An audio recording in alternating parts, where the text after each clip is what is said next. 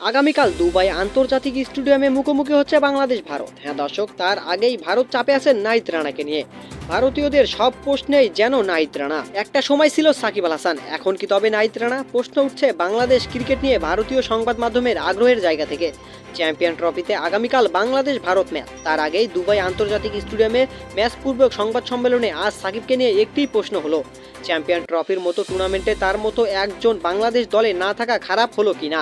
ভারতের এক সাংবাদিকের এমন প্রশ্নের জবাবে বাংলাদেশের অধিনায়ক নাজমুল হোসেন সাম্প্রতিক উত্তর দিয়েছেন, জি না। আইপিএল খেলার সুবাদে একটা সময় সাকিবকে নিজেদের মানুষই মনে করতেন ভারতীয় সংবাদ মাধ্যম। বাংলাদেশ ভারত ম্যাচের আগে সাকিবই হতেন তাদের বড় কৌতূহলের জায়গা। নতুন বাস্তবতায় সাকিব এখন নেই, তাকে নিয়ে তাই প্রশ্নেরও আকাল। তবে নতুন চরিত্র হিসেবে সামনে চলে এসেছে বাংলাদেশ দলের পেসার নাহিদ রানা।